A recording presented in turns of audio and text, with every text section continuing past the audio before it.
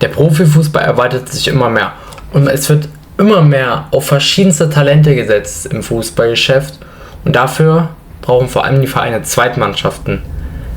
Die stehen vor allem aktuell sehr viel in Kritik, egal was dritte Liga und vierte Liga angeht, weil diese einfach unfair sind, weil finanzielle Vorteile herrschen und auch Spieler aus der Profimannschaft heruntergezogen werden. Und genau das soll heute das Thema sein, nämlich über den Club, über den 1. FC Magdeburg in dieser Verbindung und auch mein persönliches Statement dazu, wie ich das sehe, weil vor allem gestern war das Spiel BFC Dynamo gegen Magdeburg 2 und wir haben gewonnen mit 4:3. Mit 7 Profis in der Startelf.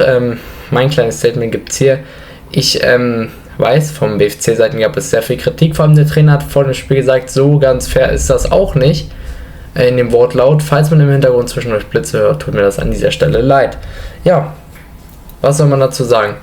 Ganz einfach, ich möchte direkt mal kurz erstmal euch zeigen, wer denn genau da gespielt hat. Und damit gehen wir direkt mal rein bei Instagram. Aufstellung: Noah Krut, Profikader, aber eher ein Talent.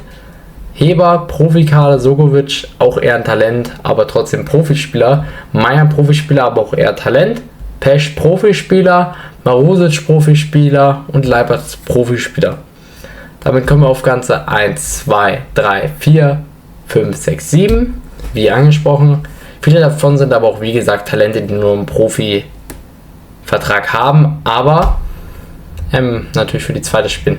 Auch hier sieht man es in den Kommentaren, hätte auch Drittliga-Potenzial und die Mannschaft hat Drittliga-Potenzial, wenn man sie so sieht, auch wenn Heber kein gutes Spiel gemacht hat.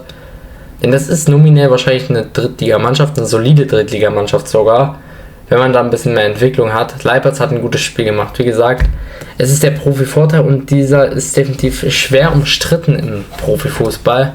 Auch das mit einem natürlich 4:3, das ist zwar noch nicht gepostet, aber es ist ein 4:3 geworden mit 2 Treffern von Marusic und man merkt, der zur U23 gehört und Leipertz. Und wenn wir uns dann hier den Kader anschauen, sieht das dann halt schon, sagen wir mal, ein bisschen eindeutig aus, denn hier fehlen einige Spieler. Trotzdem hat man einen sehr, sehr interessanten, gut durchgemischten Kader meiner Meinung nach und ich finde es absolut in Ordnung, wenn eine zweite Mannschaft auch 1 bis 2 Spieler runternimmt. Ich verstehe auch, dass man die in den Profi-Männerfußball lässt und keine extra Zweitliga aufmacht. Das alles ist absolut verständlich, meiner Meinung nach. Und auch vom Prinzip her was Gutes, aber wenn du halt, wie gesagt, dann im Endeffekt mehr als 2 bis 3 Profis dann mit dabei hast, ist es für mich immer schwierig verständlich.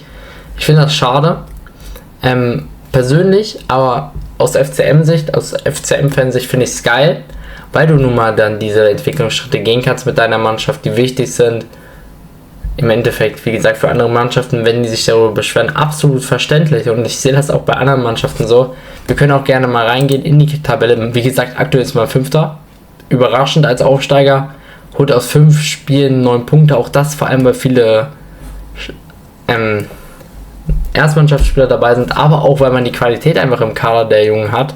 Wenn man bei Hertha zum Beispiel reinguckt, Hertha 2, wenn man da jetzt wirklich so schaut, wer denn da so spielt, oder auch im Kader steht, dann ist das natürlich vielleicht nominell sogar nochmal einen Ticken härter und auch interessanter, weil die haben ja eine unglaubliche Jugend.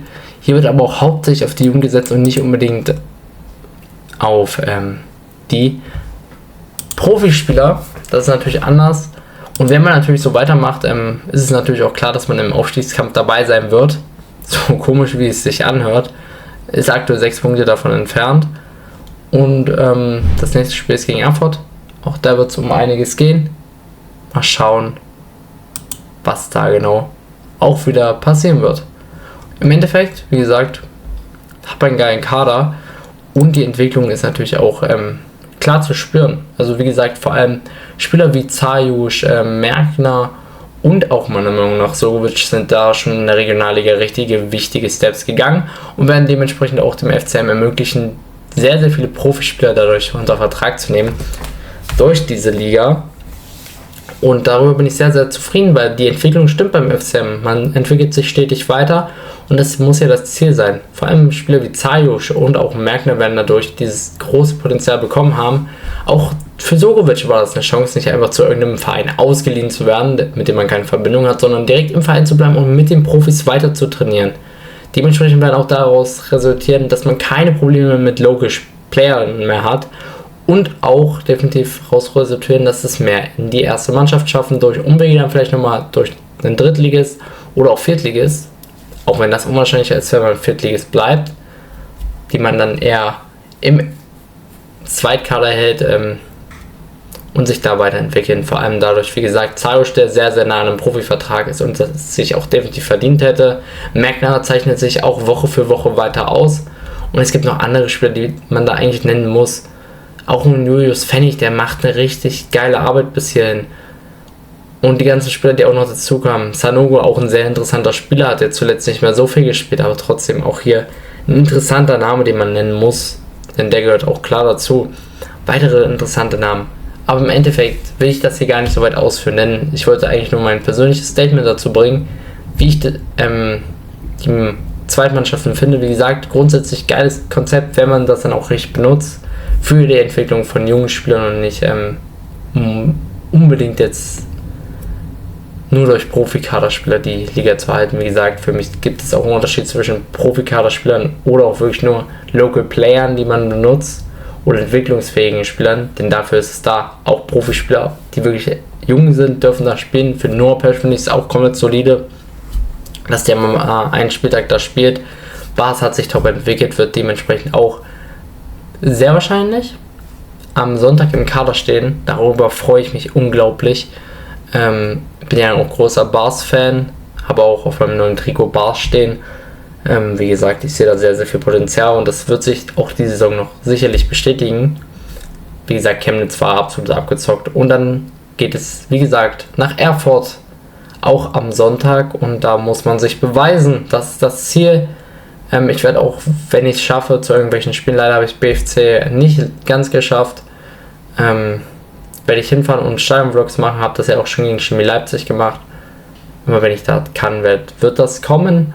Ich freue mich nämlich selber sehr auf diese traditionellen Spiele auch, gegen große Clubs, die damals sehr, sehr groß waren oder auch noch heute sind. Mal schauen, was da alles kommt. Ich freue mich sehr darüber, dass unsere U23 so stark gestartet ist mit 9 Punkten aus 5 Spielen. Und ja, schreibt gerne rein, was ihr denkt, was unsere U23 noch erreichen kann die Saison und welche Spiele ihr vor allem im Blick habt und wie ihr vor allem das Konzept Zweitmannschaften findet und ob das Wettbewerbsverzerrung war.